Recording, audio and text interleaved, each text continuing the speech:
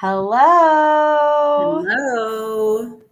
Welcome, everybody, to episode 4 of Risk to Revenue, the streaming sessions. If you're new here, I am your host, Megan Shapiro. I always forget to do the little banners, so you'll get used to that if you're new. By way of introduction, I am a full-time practicing construction litigator. Been practicing for about 15 years or so, almost 15 years, doing mostly construction litigation. And my passion on the side is proactive strategic risk management. So about 6 months ago, I really started shifting my focus, efforts, and energy on training construction leaders on how they can increase profits through proactive risk management.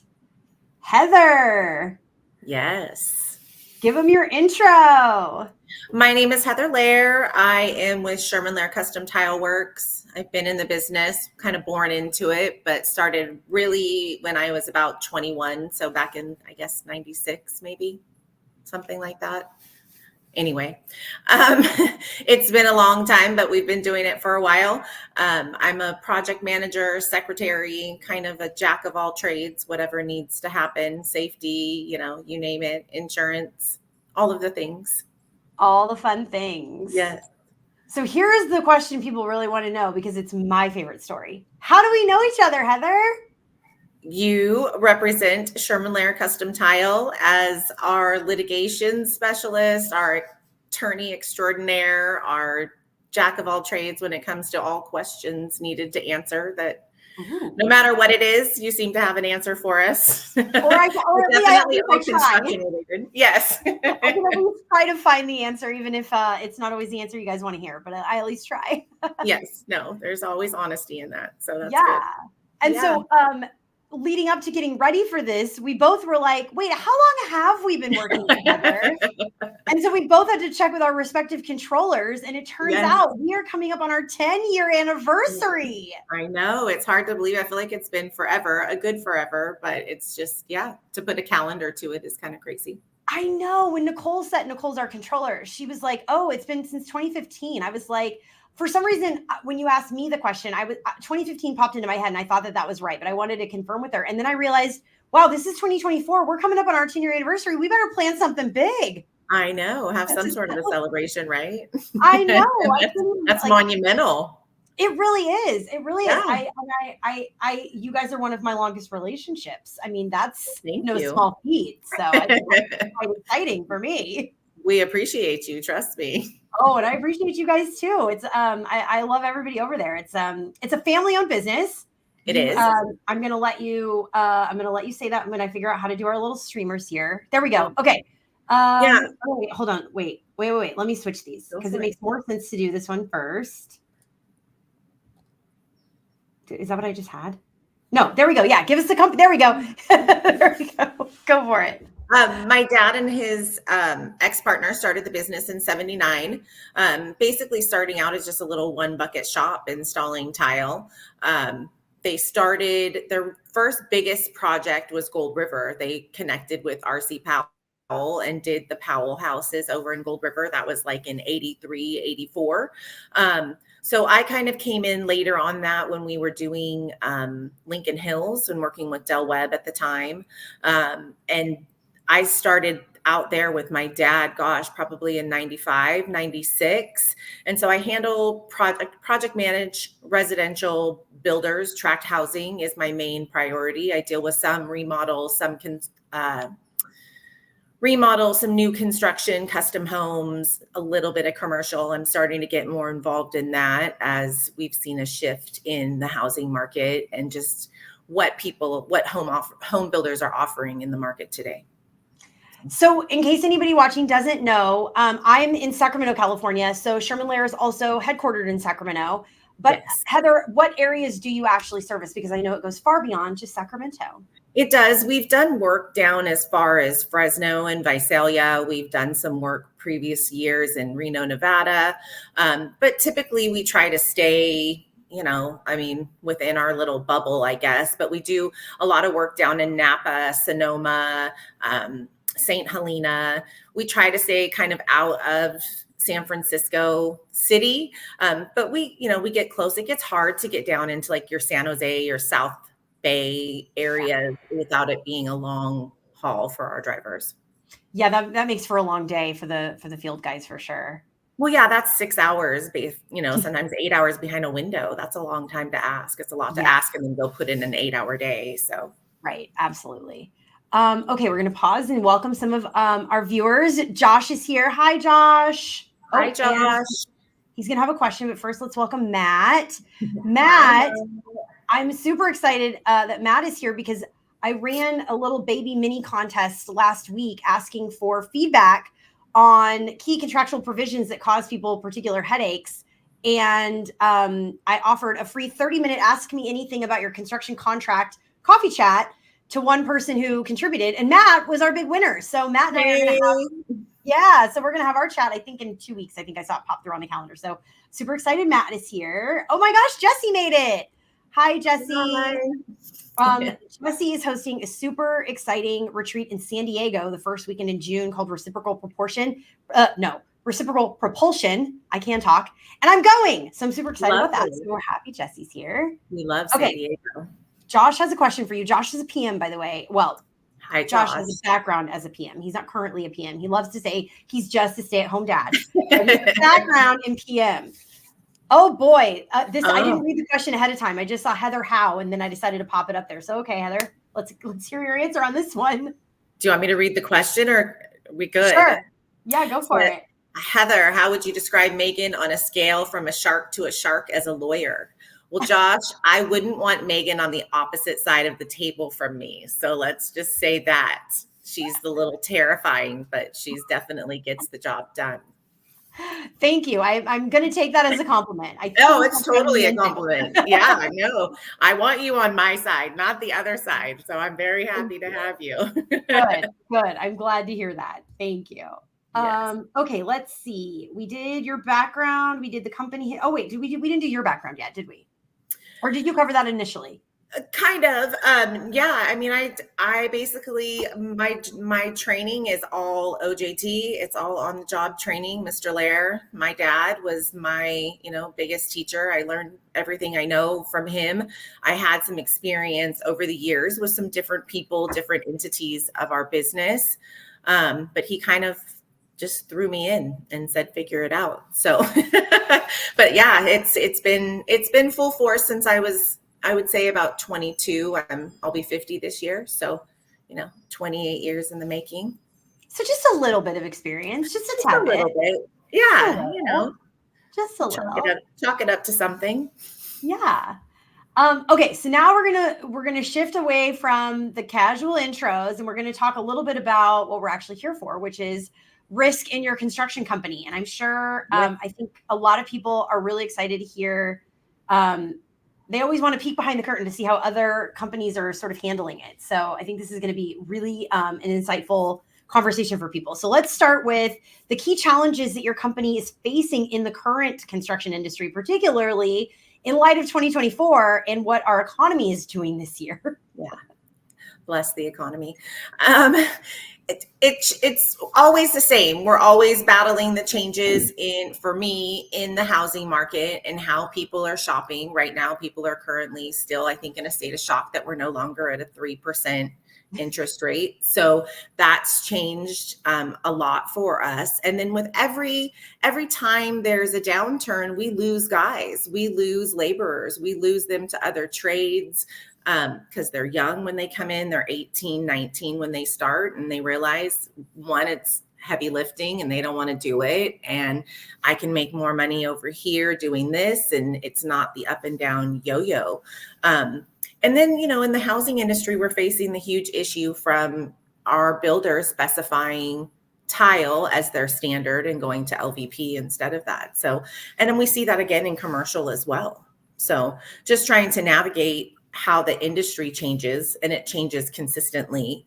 It seems with every downturn, there's a change to cost saving to figure out what they can do to save money on their end and offer homeowners the best value. Yeah, absolutely. And we talked about this a little bit offline when we had lunch together last week. But do you have any sort of plan in terms of how you want to address the LVP problem, because it doesn't seem like that's going to be going away anytime soon, regardless of how we might feel about the quality of it. Yeah, no, I mean, we entertain the thought of getting our own flooring license. You take on your own risks, again, of course, doing that. So it's whether or not you want to take on the risks associated with a whole new trade that, one, you're not as familiar with. I mean, we work side by side, the flooring industry, the carpet, the wood installers and LVP installers, but it's not something that we do. So, you're hiring all new people and you're kind of pretty much starting over. So Yeah. I think those are questions that we have to ask ourselves. And I'm not sure that we necessarily want to go down that route, but we think about it. We try to think about how we can expand all the time, or how we can at least make what we're doing currently profitable. Yeah, absolutely. There's the keyword right there. Make what we're currently doing profitable. Yes. I'm optimistic for 2025 to 2030. I'm optimistic. I'm hoping this is just a leap year in the crate. You know what I mean? Let us all get our ducks in a row and then we can jump into 2025. Yep. That's what I'm hearing. I'm just putting all my faith in that economic prediction. Yep. Okay. So in your experience, what are the most common risks that tile subcontractors face on construction projects? I would say your basic safety issues, whether or not things are, as far as, prevalent risk to your employees. And also, you run the risk of being shopped out. You run the risk of products changing. You run the risk of not being able to meet somebody's schedule because of the lack of labor that we see right now. There's a lot of things I feel that are risks, but once you're on the job, I think that it's a pretty even flow for the most part. And so I think once on the actual project, your biggest risk is your safety and, the well-being of your employees. Yeah. Yeah. Definitely huge risk. I am a little bit surprised, just given our background, that you don't see another giant risk to what you do. Well, with home building, there's also the giant risks of the animal that is the national home builders, if that's the risk that we all take it, knowing what that risk is when you're dealing with some of the big national builders. As we've gotten ourselves in some hot water dealing with that. But yeah, that once you're going on the project and long term with the contractor, you kind of take on their faults and their shortcomings. Yeah, I think it seems to me in a lot of ways, I almost prefer commercial over residential, just because the way master agreements are written, it's almost like indentured servitude to some extent, right? It's like, try to break a master agreement, good luck, right? Yeah, so it's tough. Yeah, no, if only they treated that partnership the same in retrospect, right? We're so easily to be replaced when they don't need us anymore, but we're indentured to them basically. No, it's why we haven't, it's why we're not currently working with big national builders. It's terrified me to get into the litigation process that we got into. Class action lawsuits are no joke, and they're here to take construction industries down, and they wrap everybody as a whole. And it's one of the scariest things I've ever been a part of and learned about, and it's not the kind of lessons I really want to learn. Yeah. And I think we talk on LinkedIn a lot in, various posts and comments, that I think unless or until people have actually been involved in one of these, they really don't fully understand or appreciate the emotional toll, even for businesses, the emotional toll that it takes to be roped into this constant stream of lawsuits, some of which can take, 5 years to resolve. And you're just sitting there like stressed the whole time. And a whole bank account later. Yeah. Yeah. They're not, class action lawsuits are not designed for us to win, but they're not designed for homeowners to win either. I think that's the biggest thing that I wish was pushed out more. The lawyers and all them are the ones making the money. The homeowners are left with a bad title and realizing that they have to fix these damages that they claim that they have, in hopes of getting a couple $1,000s by the time you have a lawsuit or a class action lawsuit of 50 homes, Yeah. people are getting pennies on the dime. Yeah. And I think you really nailed it on the head there, because the homeowners, I'll be sitting in these depositions where I finally get a chance to question the homeowners about the allegations that they're making. And it's crazy how many times I will say to a homeowner, so give me all of the complaints that you have about your tile. And they'll say, oh, I don't have any complaints about my tile. My tile's fine. And I'll say, well, does it surprise you then to know that you're suing the tile subcontractor? And they will be completely shocked. They will have had no idea that they have filed a lawsuit against you for issues with their tile. And they're looking at their attorney and they're like, my tile's fine. That's like one of the only things that's fine, but my tile's fine.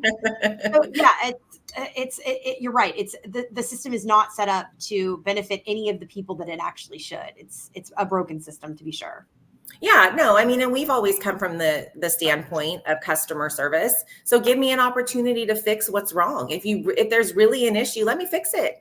I'm happy to come in and fix it, even if it costs us thousands of dollars. I don't like it, but it is what it is. If something's failed and we're responsible, we stand up for that. Yep, absolutely. So, but there's risks in that too. Doing what's right. Yes, there are, because once you touch it again. Yes. There's my responsibility again. Right? Issues that go along with touching it again. So yeah. That's a conversation that we've had many times. Yes. So Josh is super happy that you're not me. Josh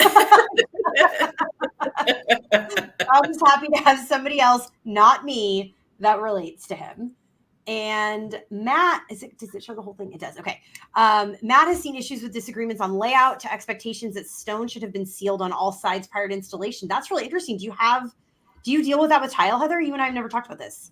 As far as disagreements on layout, I mean, we typically follow ANSI standards. There are some stones that do need to be sealed prior to going in, all sides, front and bottom, to keep so that grout doesn't soak into the stone. But yeah, I mean, we've had many conversations with people that think it should be laid out one way versus the other. We usually try to come at it with our best experience and knowledge with our tile installers. But some people are particular in the way that it's done.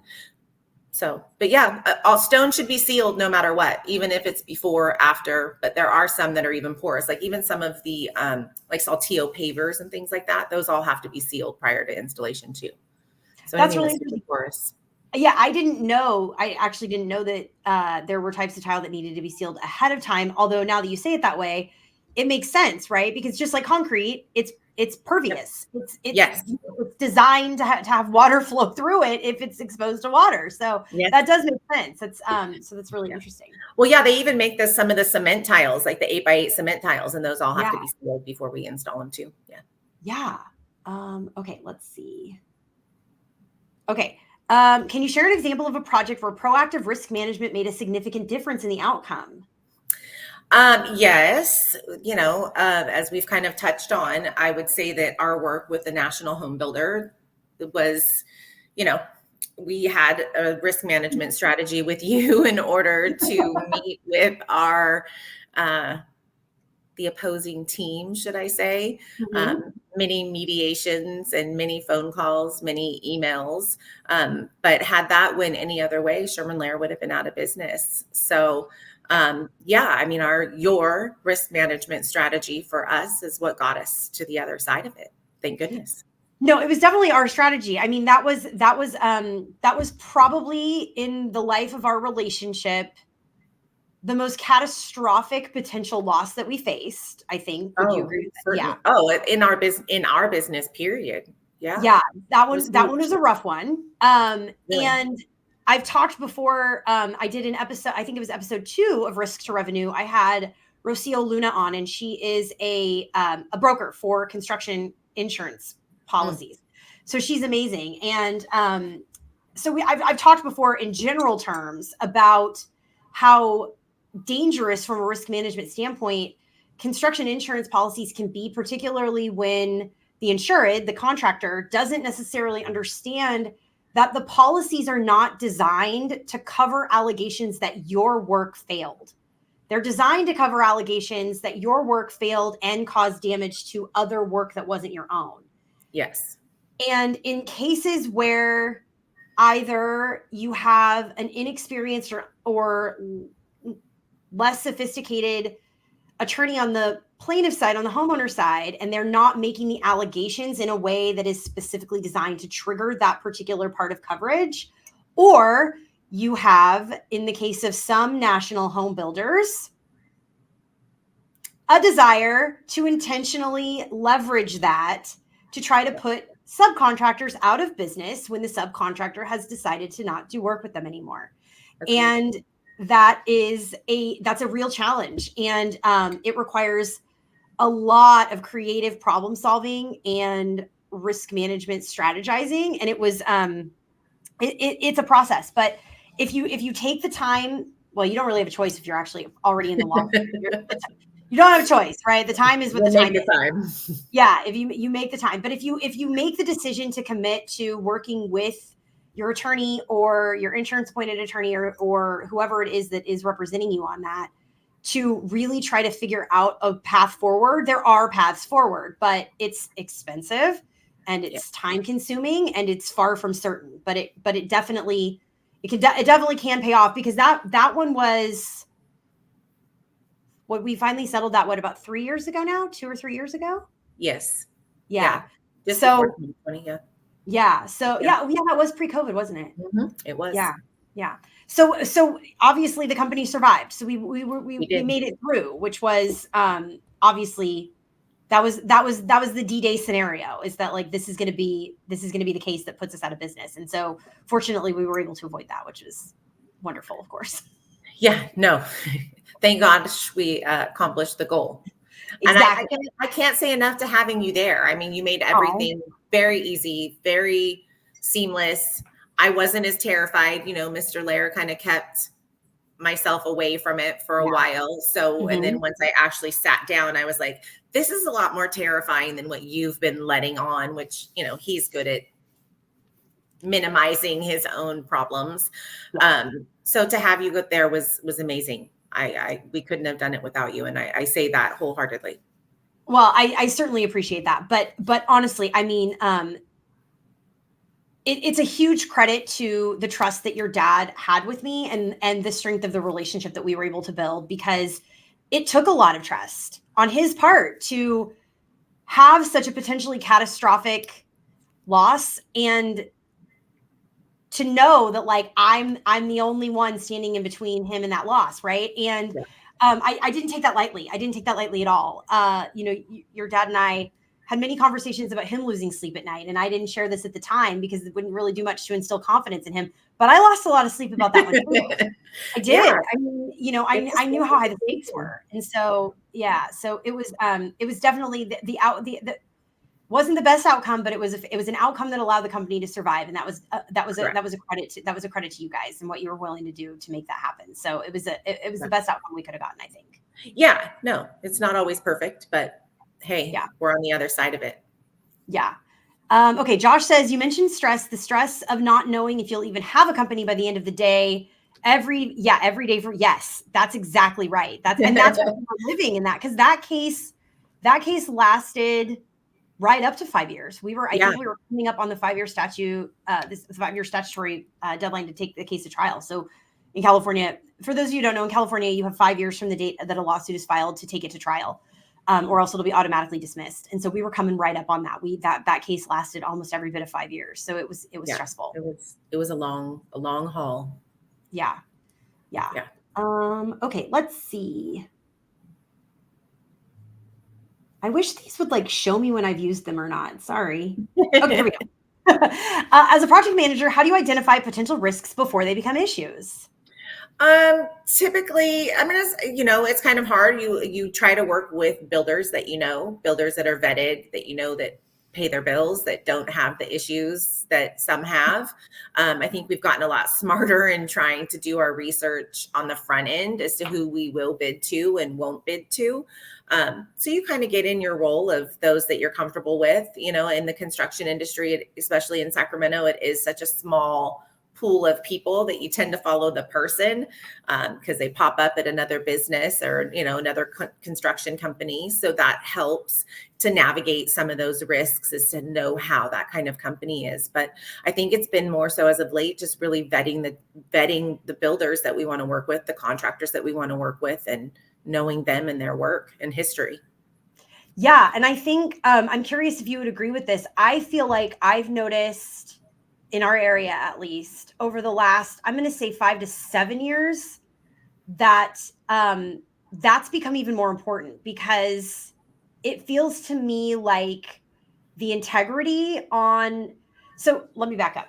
I have a big rant that I've done several times on LinkedIn Lives, so I'm not going to repeat the rant now, but I hate when builders and GCs use the term trade partner and they don't actually back that up. And it just becomes marketing fluff. Like, oh no, we value our trade partners, but they treat you like shit and sue you all the time. So it's like, Right. I get real pissed off about that. So I've ranted about that a lot. And it feels to me like, at least again, in our area in Northern California, over the last 5 to 7 years or so ish, that there's been a shift in a lot of the builders in terms of, it felt like prior to that, they meant it when they said trade partners, and they really were long-lasting relationships. They valued that relationship. They would work with you to address homeowner complaints and issues. But I feel like there's been a real marked move away from that. Would you agree with that? Yeah, I mean, I think that when you call someone a trade partner, I take that seriously. I mean, I'm partnering with you as a builder and thinking that you're going to come to our aid should there be any problems. I'm going to back you, you back me. I think that's why I continue to work with the home builders that I do, because I know that I can call those people and I can have those conversations and they will work with us, whether it's for pricing on a job, for, it keeps me in touch with where I'm at. I may not win every contract, but they'll have the conversation with me to tell me where I was, off on some things, and I think you build that rapport. They build knowing that we will take care of our issues. We don't skirt away if there's customer service problems. Our phones are always open. You can reach myself or my dad or any one of us at any time.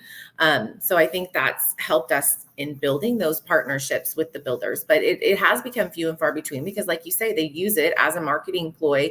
I think that it sounds nice and warm and cozy when you sit down at that first meeting to think that, hey, we're all a part of a team. But, I mean, everyone's kind of out for themselves in the big picture. Yeah. I mean, I'm thinking of a couple of builders in particular that I know you work with that they almost never actually bring their subcontractors into the construction defect lawsuits. They're getting sued by the homeowners because it's just not because the work is bad. I always have to give this disclaimer. I don't agree that the work is bad. I think that, like, the plaintiff side homeowner attorneys are predatory. Not all of them. Arguably many of them are pretty predatory. And they convince these homeowners that this is like a good idea and a good thing that they need to do so that they can get free money to fix their house. Yeah. And so the lawsuits get filed regardless of merit. And some builders immediately bring in every subcontractor who touched the project, which they can do under their contracts. But others, like the ones that you're mostly doing work with these days, because I'm in this field, I know they're getting sued. I know that the lawsuits are happening, but they're not bringing the subs in because they mean it when they say we're a partnership. Sorry, what'd you say, Heather? Yeah. No, can you hear me? Yes, now I can. Yeah, no, we lost it for a second.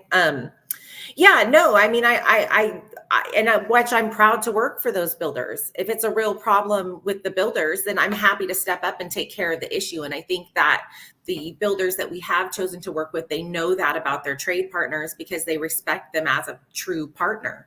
And those people stand up when there's a problem and they fix the problem in hopes to minimize the amount of situations that the builder gets in. Yeah, absolutely. Absolutely. Yeah.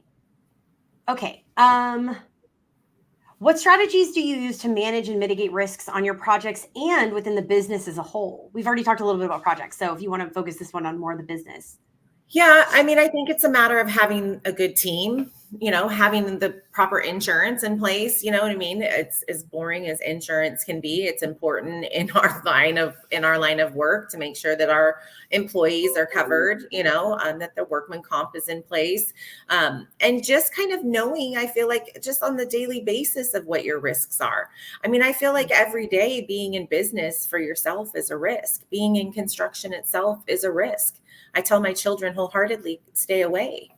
And I think a lot of it's hard to mitigate until there is a problem. So unless you have the proper team in place for when those risks arise, then it's kind of hard to navigate what's going to come at you. I mean, because I would have never anticipated what came at us and lasted for 5 years. I would have never imagined that happening to us, especially when you feel that you do all the right things as a business and you're fair and honest and do those things. So it was a huge blow, but so I think it's hard. I just think that we've aligned ourselves with good people, that are open to conversations, people we can get in touch with and have the conversations that we need to have. You have to realize, I think, as a business owner, that there's people that you need to pay that know more than you that will help you get the job done. You can't be the smartest person in the room.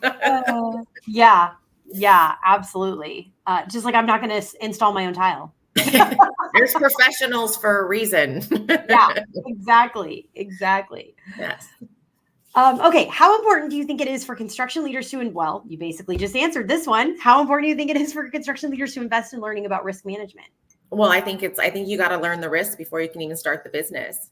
I mean, you have to have, without risk, there is no reward. So you have to take the risk if that's what you feel you need to do. But I think you have to educate yourself on what those risks are. And I think to have that in place before you ever even open your doors as a business. Absolutely. And you have had a little bit of a somewhat unique advantage on that point, right? Because you do have your dad who has, started the business well before you were a part of it. And so do you have any suggestions or tips for people that might not be as fortunate to have sort of like a built-in teacher about those things? Like, what would you recommend to the person who is like, I think I want to I'm really great at my job in the field. I want to now take this and go start my own business, but I don't know what I don't know. Yeah, I mean, I think you need to start, obviously talking to those licensing schools and figuring out what it takes to even run a business. I mean, I don't know that I would be so educated if it wasn't for my dad and learning all the things that I've learned from him. But yeah, I just think you have to immerse yourself. You have to ask the people who have started the business that you want to be in.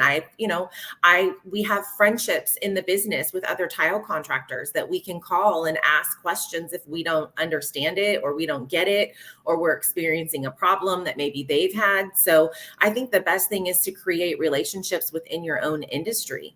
You're going to compete, but there's enough work out there to feed everyone if you're doing the right thing and doing the right job. I love that attitude because so often we get we as a society just get sort of roped into this idea of like a scarcity mindset where it's like, there's not enough food to go around. And so I'm just going to take, and I don't want anybody else to have it all. And I think you really nailed it. I think having those mutually beneficial and supportive relationships, even with your quote unquote competitors, because there is enough work for everybody. There is. When it's up, it's up. When it's down, it's, there's nothing for anyone. So we're kind of always in the same boat together. But I think how you treat the other people that are in your same industry is just as important as you treat your customers, your contractors, and to have that respect. If a business, say, another tile company goes out of business, I want those guys to know that they could come work for me and that I'm a decent company to work for. So I think that's important too, in order to attract people for labor purposes and work purposes. Yeah. And I think that that's even more important in our current economic climate, because unfortunately we are seeing a lot of the smaller, trade businesses, unfortunately not being able to weather this downturn. And so we are seeing more of them shutting their doors, and those guys do have to go somewhere. And, that's a really great point. And it's in a weird way, a little bit of a silver lining in terms of how to address the sort of labor shortage problem, because at least we're keeping everybody employed. Yeah. Yeah. I mean, at least the door's open and, they know that we're out there. They know there's other places that are willing to hire them, give them a shot if that's the industry that they're in. So I think I just think relationships in general across the board are very important. Absolutely. How do you prioritize proactive risk management within the company and sort of like on a daily basis, right? So we already talked about before you start the company, before you start a business, you need to do the best you can to fully immerse yourself in and understand the risks going in. But once you're in, it's like, okay, we're just trying not to drown, right? So what do you do to sort of keep proactive risk management top of mind, sort of as you're trying to run a profitable business? Oh, I think that's a tough one, Megan. I don't know. I mean, I just think it's. You don't have all the answers, Heather? No, not no. You think you learn every day. If I stop learning, I'm in trouble. I mean, I think it's something we think about every day. Like I said, I think just being in business is a risk. So I think we just try to mitigate them as they come almost. But again, just knowing that the team's in place, should the risk be bigger than the phone call I can handle, or that I can have with the other builder or the employee or whatever, however that works out. I mean, because there's risks with having employees, there's risks with the builders. I mean, there's nothing about owning a business and having employees that doesn't bring any risk. So I think it's something we think about every day, some days more than others, depending on what the phone calls and the emails bring. But again, I honestly feel it's just the team that you have knowing behind you. It's like, the behind the curtain, what's happening, those behind the scenes moments when everyone's running around. And at least it's like, okay, call Megan, call this person, call your insurance company, put out the fire. Yeah. I think that's, you don't want to always be in that feeling of where you're trying to put out the fires or that you're, not knowing what to do. So yeah, I think it's just having a team in place. I'm sensing a common theme here, Heather. I think you're putting a big priority and emphasis on people. And I love that. I think people are important. There's not, AI can't do everything. Right? That's so funny. Right before we hopped on, I had another video call with somebody and we were talking about, I guess there's like the newest thing with ChatGPT is it can now talk to it can talk to itself. So you can have two. So she's telling me this, and she's like, oh yeah, like you can have it on one phone and it'll talk and it'll have a full conversation with the ChatGPT. And I was like, but why? Like, why though? Yeah. What's the purpose of that? Yeah, what's the purpose of that? I can't even imagine. I know.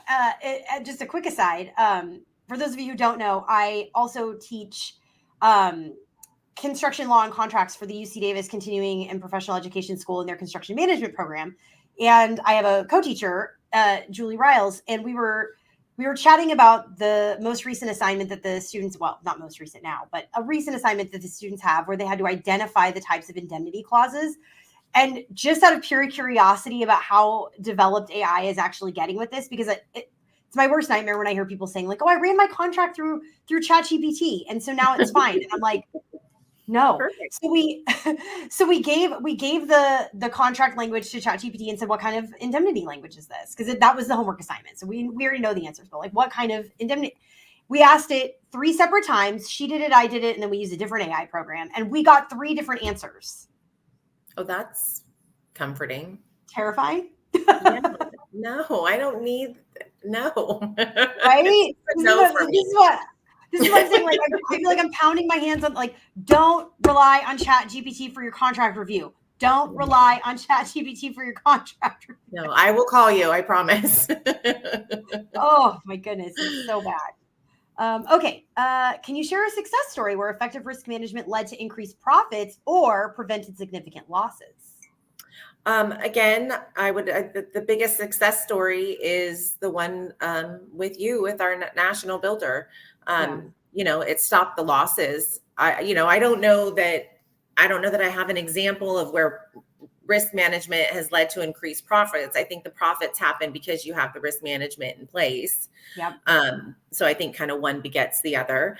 But as far as the preventing significant losses, definitely having what we had in place with you and, the experts and all the people that came to for our lawsuit. Yeah, absolutely. Yeah. And I think you really mentioned something really profound there, because a lot of times when I'm talking about increasing profits through proactive risk management, I think there's a little bit of a disconnect, because it's sort of what you just articulated, which is like, well, one begets the other, right? And it's like, yeah, but any little thing that you do that increases your bottom line is going to then increase your top line, right? So having those strategies in place ahead of time, even if there's a cost associated with them, that can lead to, in the long term, a decreased outlay in losses, or in sort of those other ways where you're maybe not necessarily getting a job you wouldn't have otherwise gotten, but maybe the job you have is a little bit more profitable because you had a proactive risk management strategy in place that allowed you to, for example, really leverage the language in the contract to maximize your profits on a change order, right? So now you've got more money above and beyond the original contract price, right? Correct. Yeah. Yeah. No, it's it's hard. It's hard to give it exact, like I said, it's hard to give exact pinpoint. Yeah. You know what I mean? Projects that have won because of that. But I think it's all a win, especially knowing when I don't have to call those people and the project's done and the contract's done, Yeah. So. Yeah, absolutely. We've just depressed Josh entirely. He just doesn't want to do anything now. He's just, good thing you're just a stay-at-home dad, Josh. So it's fine. You don't have to worry about any of this. No, own a business. It's fun. I mean, I enjoy knowing that it's ours and it's something that we've built, and it's not without its sleepless nights, but I think it's the most rewarding. As I learn to transition from just being a project manager to actually stepping forward, and as my dad talks succession, I can do my job in my sleep, but learning to manage people is a whole new entity for me. But it's fun learning. It's fun doing, it's fun knowing that we've been behind some really cool projects over the years, and seeing how the business has changed has been fun too. Yeah, absolutely. And don't let Josh fool you, by the way, he owns a business. Oh, I'm sure he does. Yes. It's all a facade. This is a reference to the fact that like 98% of the conversations that we have, I always have to say, well, it depends, because I'm sure you can relate, Heather. I think like 98% of the conversations we have start with me going, well, it depends, and then asking 65 follow-up questions. That is, yes. Yeah, there's always different outcomes. I know. I was like, well, I have 53 questions. It's like a flow chart. I'm like, I have 53 questions, and the answer to those will depend on my next 63 questions, and then maybe I can give you an answer beyond it depends. Yeah, well, it's even us leading up for today when I was asking you, can I say this? Can I say that? It's like, well, you can, but right. No, I was like, no, and then I was like, well, it depends. Maybe you can. As your attorney, I'm going to recommend you not. Yes, but you can. Okay, let's see. Oh, I like this one. Okay, what do you see as the future trends in risk management for the construction industry?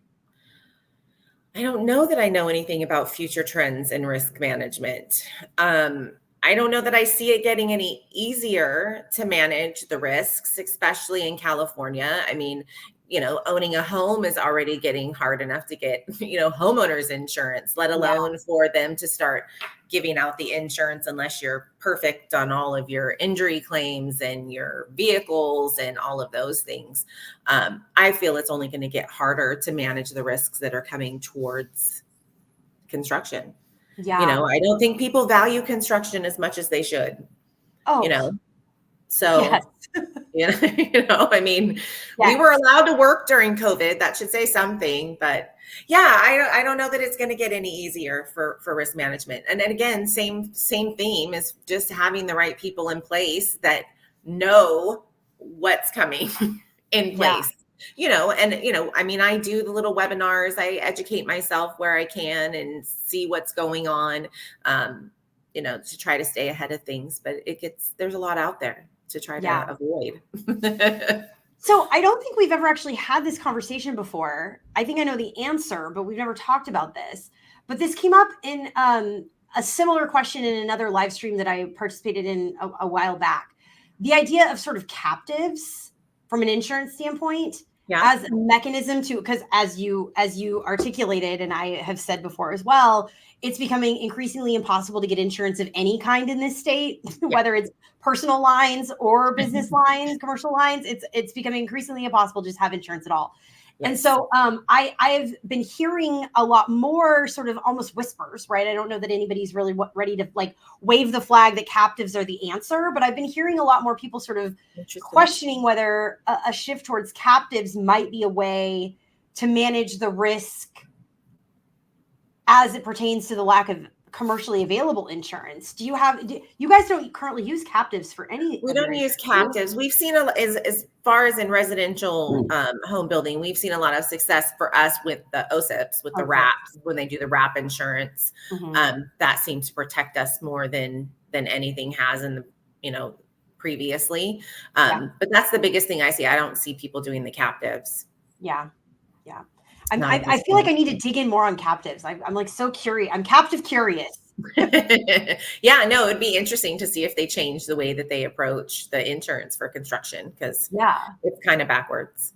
Yeah, I feel like I've been sort of like commercial insurance CGL monogamous, but now I'm getting a little bit captive curious. So I have to do a little bit of flirting and see what I can find out about that. Insurance makes my head explode. I just sit there. So it's like, reading a whole different language for me. Sometimes it's like, can you explain that thrice, please? I know, but fortunately, and I won't say much more than this. You can say whatever you want, but fortunately, I can personally say you have a wonderful broker who is committed to helping walk you through that stuff and making sure that you do understand it. So that's a benefit that not everybody has. Yeah, no, Beach and O'Neill have been fantastic for us.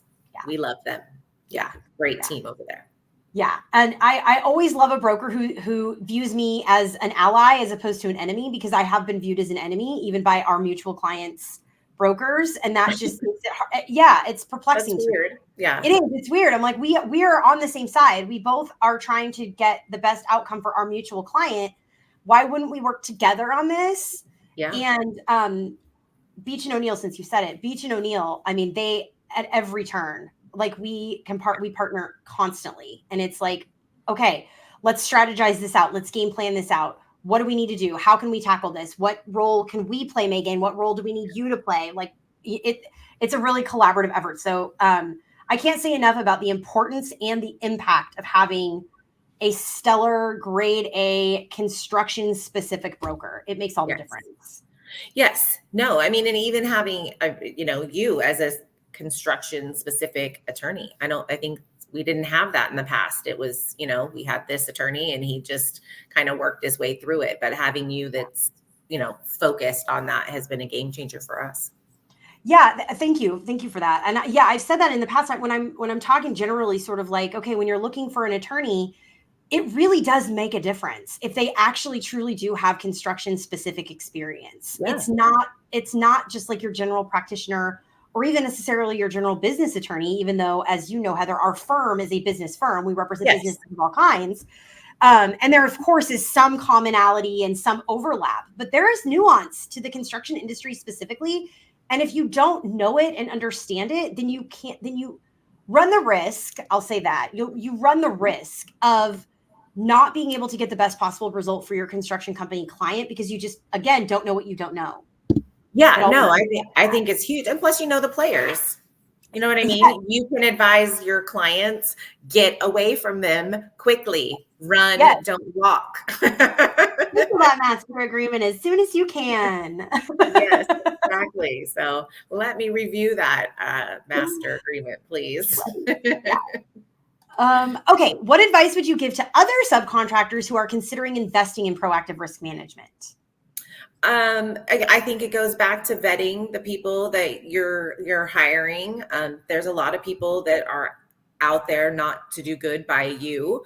And we've been fortunate that we haven't had, anyone that's really screwed us over since my dad started the business. But finding Megan, finding Beach and O'Neill, finding those important partners has really changed our business and how we approach it. And again, just knowing that I can make those phone calls to the people that know more than me, that are immersed in that business and that daily conversations. So yeah, I think it's just vetting the people that you're working for and making sure, and that's, calling other businesses, and, if you work with another subcontractor or contractor that you like their work, ask them who their insurance people are. More people are willing to share and give you that information. I think that's the best way for me with anything, is if it's a recommendation from somebody. So Yeah. Yeah. Again, people and relationships. You're on a theme there. I love it. I'm huge on it. It's important. Okay, we're coming up on the tail end. We're almost done. You've been a trooper hanging in there with me for almost an hour. Can you believe 50 minutes have already passed? I can. No, it went by fast. I've had fun. I know, right? Like, totally terrifying. Heather's never done this before, guys. Heather is like a new, so she was a little bit nervous, understandably, as was I my first time. And so I was like, trust me, like, it's going to be fun. It's going to be fine. So I'm glad that, you're having a good time, Heather. Yeah, no, it was easy. It was good. Okay. So, where can our audience find you? Where can they find, that stands for Sherman Loehr Custom Tile Works, for those of you out there that don't know what SLCT is, and learn more about you and your company and the services that you offer. I'm at heather@shermanloehr.com. Our website is shermanloehr.com. I'm on Instagram, Facebook as Heather Loehr, on everything. If you have any questions about tile, like I said, we do commercial, we do residential. If you can put tile on it, we'll try it. So we've done a house out in Woodland that was the whole face of the house was done in glass mosaic tiles. So we'll try anything. What? How have I not heard this story? Mr. Loehr never shared that one with you? Yeah. We tiled the outside of a house. It was 12,000 square feet of 5/8 by 5/8 glass. Yeah. Oh my God. I'm sure you must have pictures, right? Like, I have to see this. No, I think Mr. Loehr has some that were published in a magazine, but he would not allow us to take photos of the property on site. So the owner wouldn't, or your dad? The owner wouldn't. Oh, no. So yeah, we were out there for 4 or 5 years, maybe. Was this before me? Yes. Oh, okay. I'm like, how did all of this happen? I'm surprised Mr. Loehr never shared, because he tells everybody about this house. So you'll have to give him a bad time for not knowing. Yeah, it's a pretty cool project. Yeah. I am going to give him a hard time, and I'm going to make him give me the address, so at least I can do like a Google Street View. Yeah. Oh, a drive by, even better. Well, I don't know if I'm driving all the way to Woodland. That's a pretty big drive for me, Heather. True. You're coming from the other way. Yes. Yeah. Very true. Way. Yes. So I popped up here just the name, how to spell the name, because Loehr is not a name that people are going to spell correctly. No, they won't. It's been butchered my whole life, so it's okay. And you didn't mention it, but Heather is on LinkedIn, obviously. Oh, yes. So you can find her on LinkedIn. She's not quite as active as I am, but I'm pulling her along. She's getting a little bit more active as time goes on. So send her a connection request on LinkedIn, loop her into the conversation. She's not posting yet, but she is commenting. So I am. Yes. It's okay. It's baby steps.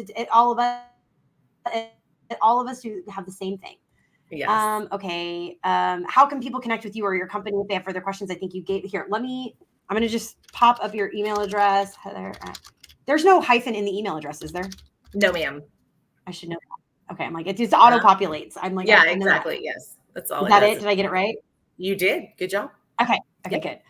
And then I also don't know the website off the top of my head, because again, it's shermanloehr.com.